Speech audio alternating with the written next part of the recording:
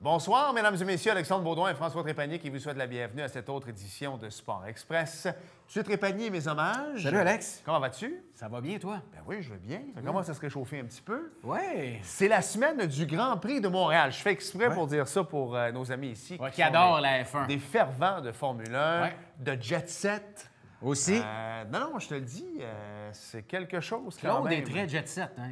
On ne sait pas C'est ce qu'il vrai. fait en dehors d'ici, mais c'est jet set. Oui, définitivement. Mais en tout cas, ils n'aiment pas ça, mais moi, je trouve que c'est le lancement de l'été. Tu sais, quand Absolument. c'est le festival de jazz et le Grand Prix de Montréal, s'il peut commencer à faire chaud, c'est le début de l'été. Tu as vu les nouveaux paddocks? C'est hot, hein? On jase. Il était temps, là. Oh, oui. Il était vraiment temps. Ouais. François, qui dit été dit baseball également. On le reçoit à chaque année et moi, je vais t'avouer qu'il m'émerveille à chaque fois qu'il vient ici. On parle de Monsieur Claude Raymond. Écoute, Claude rajeunit Alex d'année Ça en a année. pas de bon Là, on sens. en parle au début avec ses nouvelles lunettes Tom Ford. Oui, Il l'a oui. bien mentionné. Claude a l'air d'un genou. Définitivement. Ouais. Non, écoute, il joue au golf, il se tient Ah ouais. alerte. La classique Claude Raymond, le tournoi de golf. Et Sa on me dit fondation. d'arrêter. Oui, on me dit d'arrêter. Pourquoi on me dit d'arrêter? Parce qu'il veut qu'on parle de NASCAR à la fin. Ouais. Mais il ne comprend pas que plus que je parle, moins on parle de NASCAR. Donc, on s'arrête tout de suite. Et au retour, les 25 prochaines minutes avec notre grand ami, Oui. Claude Raymond.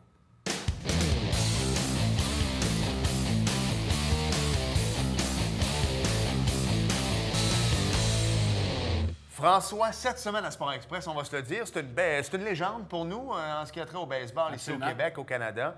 Et c'est surtout un ami de Sport Express parce oui. qu'il vient nous voir à chaque année. C'est une tradition. Voilà, Claude Raymond est avec nous. Salut Claude. Bonjour, bonjour. Claude. Gênez-vous pas, je peux venir plus souvent. Ben oui, c'est le fun. Claude, nouveau look, j'aime ça ton nouveau look. Tes lunettes, je trouve ça, Merci. ça te va à merveille. Ben, c'est des Tom Ford. OK. Ben, j'ai porté des lunettes depuis l'âge de 17 ans. Ouais. Puis là, depuis que j'ai ces lunettes-là, il y a un paquet de dames qui m'ont dit que c'était des belles lunettes. Puis il y a au moins une douzaine de gars qui m'ont dit que c'était des belles lunettes. Fait que c'est un Voilà. Il est compliment. en mode. Il Parce rajeunit, que notre Claude. Quand on voit tes photos des années 60 avec les expos et tout ça, c'était toujours c'était un trait de caractère, qui te caractérisait, dans le fond. Claude Raymond et ses lunettes, ça t'a toujours suivi. Là. Oui, mais je ne pouvais pas porter des lunettes avec les contours noirs parce que ça distrait, ça. Là. Tandis que les lunettes que j'avais pour jouer, il n'y avait pas d'obstruction nulle part. Là. Claude, avant de parler naturellement de baseball, parce que la saison est commencée, il y a plein de rebondissements déjà. On a appris il y a 2 semaines le décès de Bill Buckner, entre autres des Red Sox de Boston. Malheureusement connu pour son erreur en 1986, mais hormis ça, c'était tout qu'un joueur de balle. C'était un très bon joueur de balle. Puis il pouvait jouer dans le champ ou il pouvait jouer au premier but. Il y a 2700 coups sûrs, ce gars-là.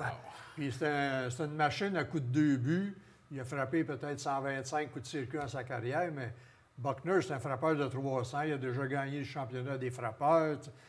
Moi, je trouve ça vraiment regrettable que les gens se souviennent de Bill Buckner comme le gars que la balle, il a Pour son passé entre erreur, les jambes. Exact. Ouais. Puis même, je pense, il y a 2 ou 3 ans, les Red Sox au Fenway Park, on l'a ramené ovation debout, je pense, en voulant... Je suis content qu'il ait vécu ça de son vivant, en fait, de lui dire, regarde, on t'est pardonné. Je pense que ça a été une belle ovation de la part des fans. Là. Oui, puis quand on allait à Cooperstown, il était toujours là pour signer des autographes, puis tu voyais là, qu'il commençait, il a commencé à oublier les noms. Ouais. Là.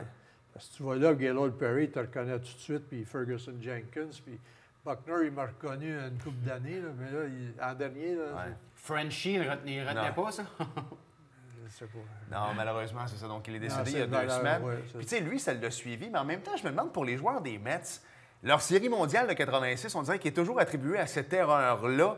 Je me demande si à la base, il aurait aimé mieux qu'il... Mais non, mais s'il attrapait la balle, le match est terminé. Mais je pense qu'il aurait aimé mieux un coup sûr qu'une erreur. Alors, je suis convaincu que même les joueurs des Mets doivent se dire, revenez-en, on l'a gagné par nous-mêmes. Là. Juste pour donner une idée du genre de gars qu'il était, Buckner, souvent, Mookie Wilson était invité dans des galas, des banquets, puis il demandait à Buckner de venir, puis Buckner y allait tout le temps. Tu sais, il dit, moi puis Mookie, on était C'est comme vrai. 2 frères en dernier. Là. Tu sais, en tout cas, quand quelqu'un du baseball décède, c'est comme si c'était notre famille. Ouais, c'est vrai. On a une famille au baseball. Même s'ils détestaient quand tu jouais contre eux, c'est dans la famille. Exact.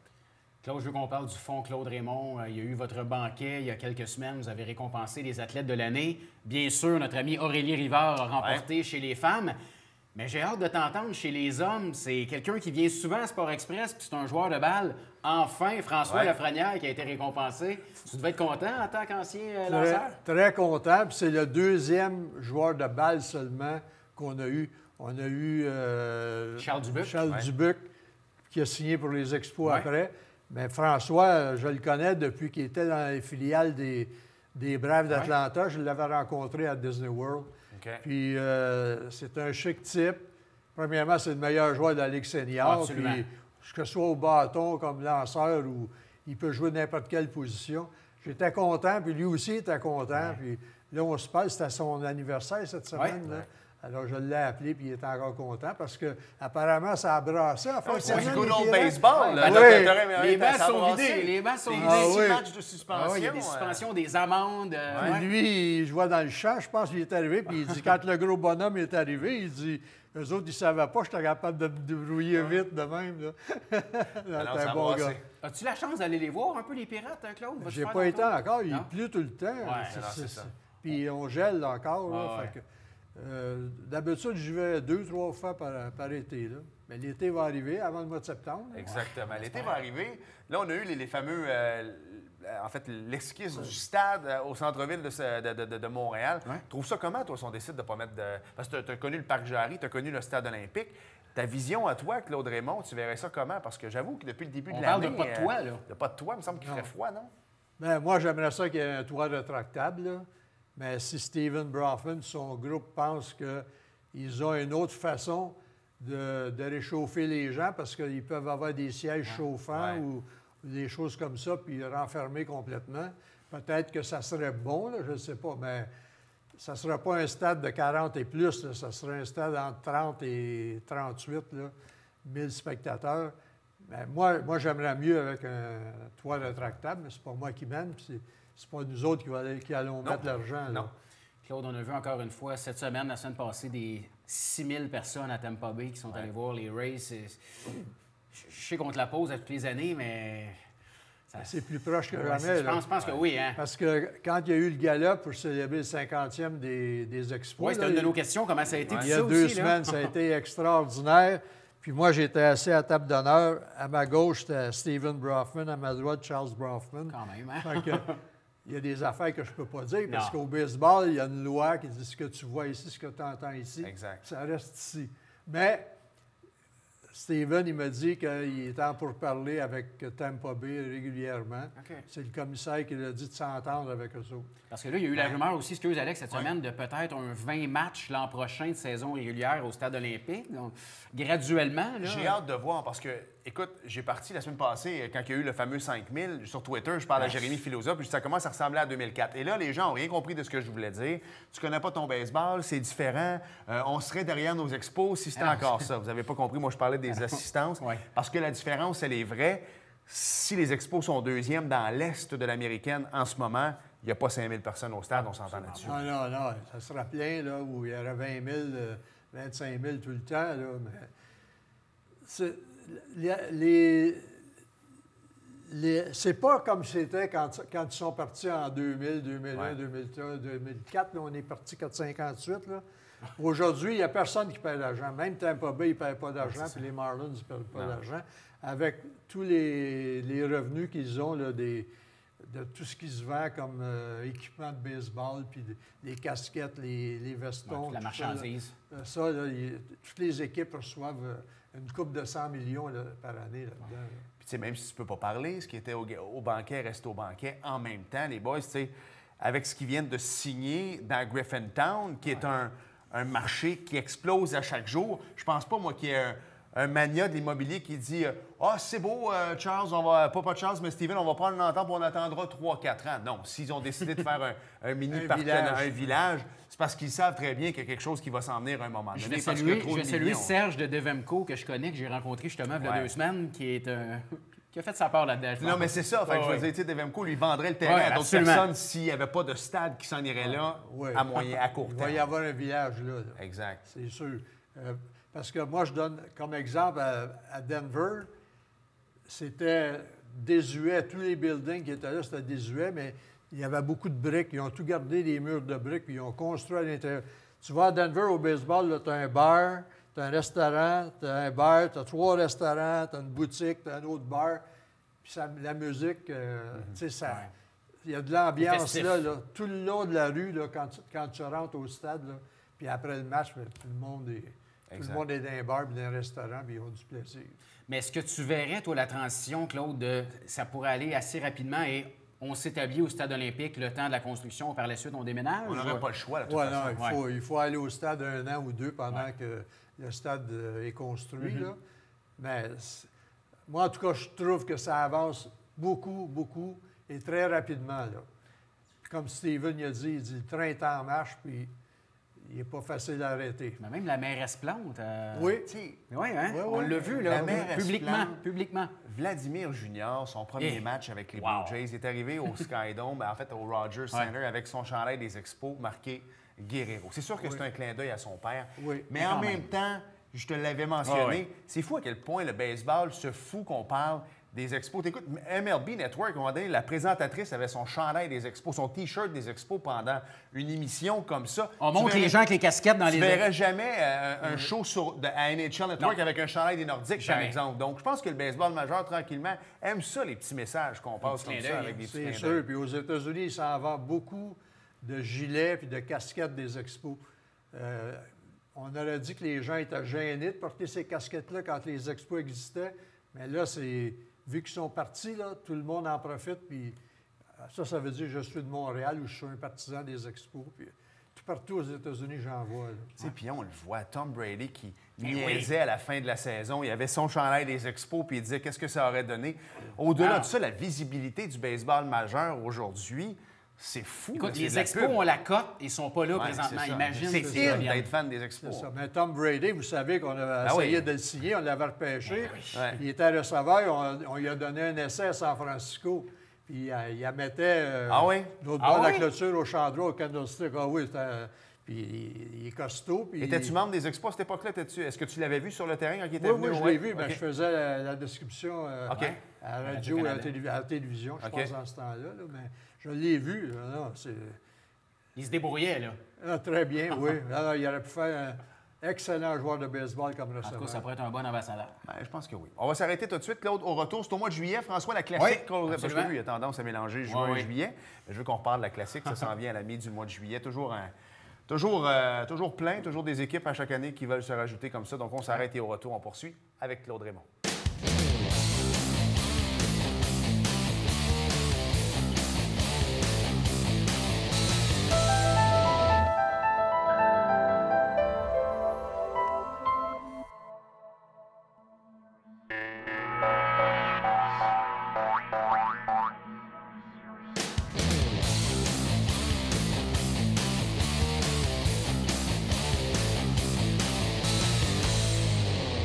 Nous sommes de retour à Sport Express. On le sait que tu étais un excellent lanceur. Étais-tu un bon frappeur?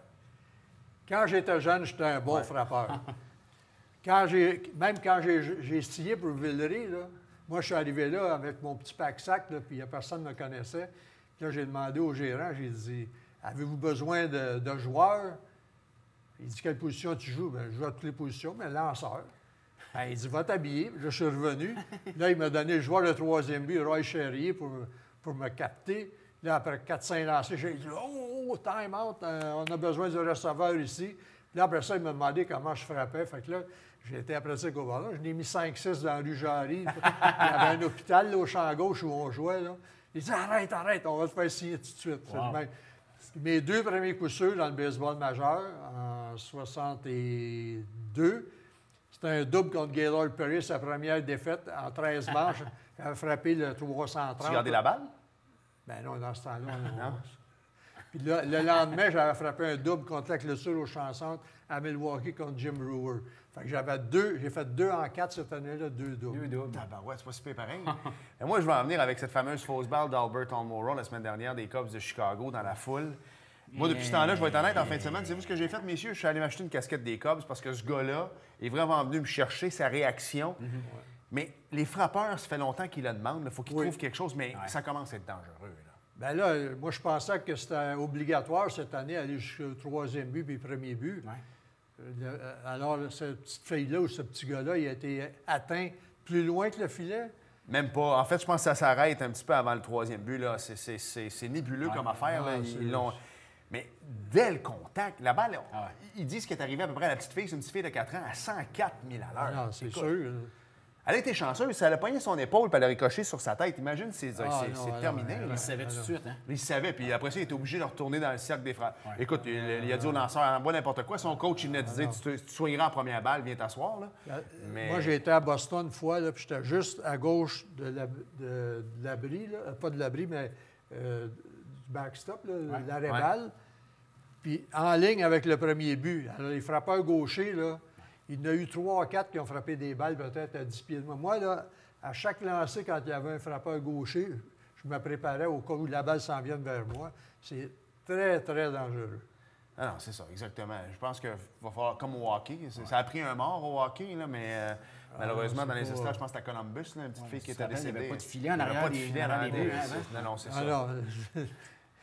Parlons un peu du début de saison. C'est le début de saison, mais c'est déjà passionnant. Déjà dans l'Est de l'américaine, les Yankees, les Red Sox. Écoute, les Cubs encore, les Cards, c'est fou, là. Ça fait juste commencer, puis il y a déjà des rivalités qui... C'est fou, puis moi, là, il va y avoir un lanceur qui va se faire tuer aussi au monticule. C'est vrai. L'autre jour, Jeffress de Milwaukee, il a capté une balle, là. Il est tombé à terre sur le dos, il ne pouvait plus bouger, mais il l'avait dans son gant. Parce que cette année, ils ont battu le record de tous les temps pour le nombre de circuits dans un mois. C'est vrai, Ils ont frappé 1135 dans un mois. Tu vois pas ça, là. Il y a des gars, là, 150 livres, là, puis, 5 pieds 10, là, comme moi, là, ils frappent la balle au champ opposé, 15 rangées dans les estrades. Ça se peut pas, là. On voit une photo. Je suis allé au parc à West Palm Beach, où les Astros et les Nationals se partagent ce fameux stade-là qui est magnifique, soit dit en passant. Et on a fait un brin de jasette. On voit la photo avec... Moi, j'ai fait un brin de jasette avec Ozzy Altuve. Il est plus petit que moi. En fait, il m'arrive aux épaules. Mais ce gars-là en frappe 35, 40. Puis il en frappe à 420, 430, là. C'est incroyable. Mais qu'est-ce qui clôt? C'est les lancers, les 99, 100 000 à l'heure non, maintenant? Mais la balle est bien trop dure, là. OK. Fait que c'est pas une légende urbaine. Ils auraient... oui. Moi, j'ai entendu l'autre jour... C'est la seule fois que j'ai entendu ça, puis peut-être qu'il s'est fait taper ses doigts. John Smoltz a dit ça. Il dit je pense que la balle, il va falloir qu'il fasse quelque chose avec la balle parce que tous les records tombent, puis c'est très, très dangereux. Là, tu lances la balle à 97, 98, puis elle revient à 110, 115 au monticule. Tu n'as pas de chance. Je regardais un gars comme Justin Verlander, on voit son élan présentement. Quand il quitte le monticule, il n'est pas en position d'attraper une balle du tout. Non. Puis aujourd'hui, les joueurs... Regardez bien, là, quand la balle va être à la hauteur des genoux, il n'y en aura pas de circuit. Mais tout le monde lance là parce qu'ils veulent avoir des retraits sur 3 prises. L'année passée, il y a eu plus de retraits sur 3 prises que de coups sûrs dans le baseball majeur. C'est pas normal.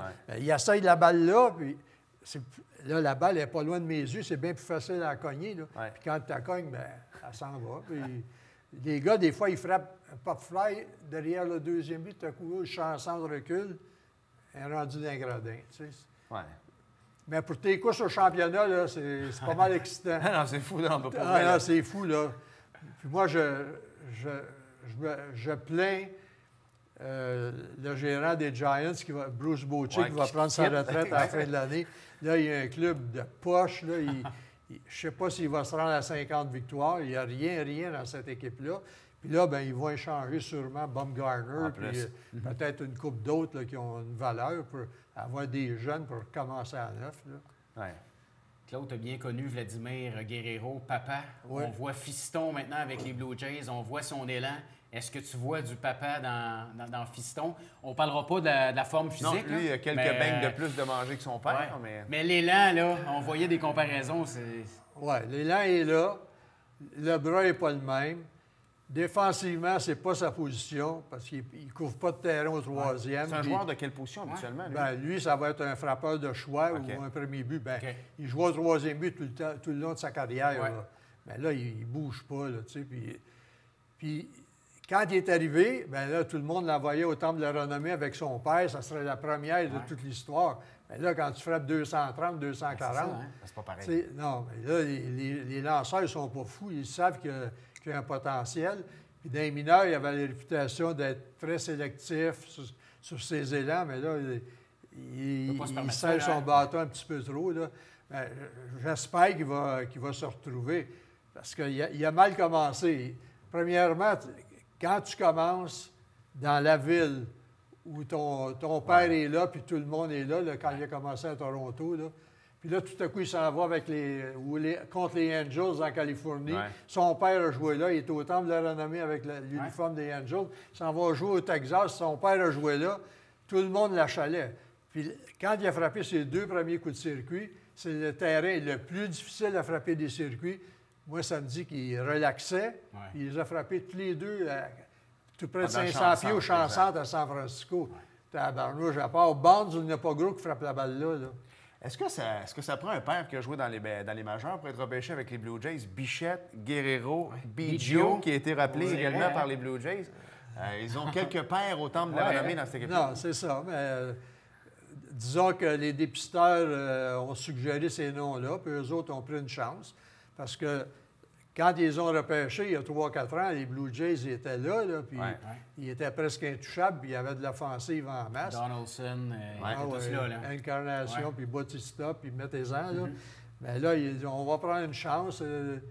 Avec Vlad Junior, la chance était moindre, mais avec Biggio, puis Bichette, là, mais Bichette, il a une fracture à une main. Le mec qui revienne, il ne sera pas long qu'il va être ici. Là. Probablement aussi. Oui. Puis je sais qu'il joue tard, mais en tout cas, moi, je me couche tard. Mais si vous avez une chance de voir jouer les Dodgers de Los Angeles, quelle belle équipe. Cody Bellinger qui lâche pas. C'est une belle équipe de balle, ça. Hey, Jock Peterson qui est rendu à 20 coups de circuit aussi. Tu sais, puis Turner au 3e but, il n'a pas frappé de circuit encore. Il frappe des simples, là, mais ils ont une très, très belle équipe.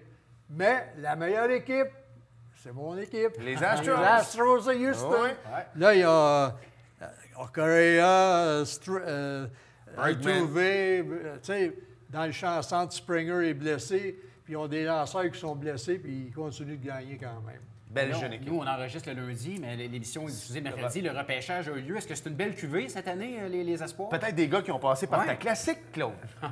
Oh, ça sera le fun. Moi, là, ça sera mon rêve. Là. La classique de baseball, là, c'est les jeunes qui étaient là, à 15-16 ans, il y a 4 ans, 5 ans, là, il y en a qui devraient se faire repêcher cette année. Mais le meilleur prospect du baseball à l'heure actuelle, c'est le fils de Bobby Witt, l'ancien lanceur de la Ligue américaine. Là. Lui, c'est un joueur de recours. Puis il y a un autre receveur, un frappeur ambidex, qui frappe la balle 1000. Là. Ça finit par un MAN, son nom, Crushman ou quelque chose comme ça. Mais ça devrait être un très bon repêchage cette année. Là. Et on parlait de ta classique, ça revient naturellement au mois de juillet. Encore là, c'est la classique Claude Raymond, mais c'est fou à quel point ça augmente d'année en année au niveau du jeu, au niveau de... Le calibre, là. C'est du très beau baseball. Oui, puis là, on est rendu à 10 équipes. Parce que là, on va jouer à Iberville et Saint-Jean cette année. Mais moi, ce qui m'impressionne là-dedans, là, je me promène un peu partout. Puis là, je vois des jeunes de 14, 15, 16 ans. Ils disent « Hey, moi, j'aimerais ça aller jouer à la classique. C'est mon objectif, c'est mon but d'aller jouer à la classique. » Puis les jeunes, tu les vois là, puis quand je les vois, là, hey, j'ai réussi, tu sais, ils sont contents. Puis c'est comme, là, s'ils se rendent là, c'est les 90 meilleurs joueurs de la province de Québec. Là. Puis là, tu as 4 équipes de l'Ontario. C'est une rivalité qui va se créer. Hein? L'année passée, c'était une équipe de l'Ontario qui a gagné, puis Brantford, je pense. Exact. Puis, en tout cas, ils reviennent cette année, puis ils vont défendre leur titre. Moi, je suis allé l'année passée, je suis allé voir Alex Agostino était là comme coach invité, avec son bel habit des Félix de Philadelphie, rayé, c'était de toute beauté. Mais écoute, le son du bâton en bois dans les allées, il n'y a pas plus beau son que ça dans n'importe quel sport. Juste côté de la chaleur un peu. Ouais. C'est ça. Puis ces jeunes-là, là, il y en a un qui en a sorti une ou deux l'année passée, un jeune de Brantford. Ouais. Lui, c'était un des gros prospects de l'Ontario. Là. Ça se peut qu'il soit repêché lui aussi cette année. Là. Non, pas encore, il est trop jeune. En tout cas, avec le fonds Claude Raymond, tu récompenses à chaque année des athlètes qui s'épanouissent maintenant et ce serait le fun que la classique sorte un joueur peut-être cette semaine avec ce fameux repêchage. Quand vous allez voir l'émission, de toute façon, on va déjà en avoir une bonne idée. Claude, toujours en pleine forme. Je suis jaloux. Si à 50 ans, je suis en forme comme toi, tu l'es, je vais avoir réussi. Moi, quand je vais arriver à 50, j'espère être en forme comme toi. Hey, Claude, Merci beaucoup, Claude. votre tournoi de golf du Fond Claude Raymond, ça s'en vient, hein? Oui, aussi. Le 11 juillet, juillet, guichet fermé depuis le 12 mai. Puis Parfait. on attend Claude le 18 au tournoi d'Éric Gélina pour le Moi, je show vais être Kelly là Nice. certain. Le Là, 18 cette année. juillet, hein? Juillet, absolument. Voilà, Et non exact. pas Oui, juin. oui, pas juin, juillet. Merci, Claude. Merci, Claude. Bienvenue. Salut.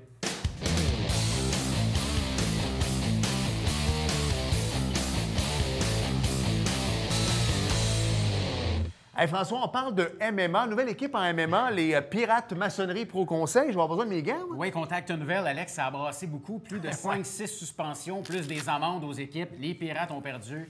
Mais une bonne nouvelle quand même, François Lafrenière qui a été élu joueur du mois, Ouais. joueur de la semaine, ouais. pour la première portion du baseball. Félicitations, Je Franck. ne serais pas surpris qu'il soit joueur du mois à un moment donné. là. Ah, Ça, c'est pas sûr, c'est joueur bien de l'année sûr. aussi.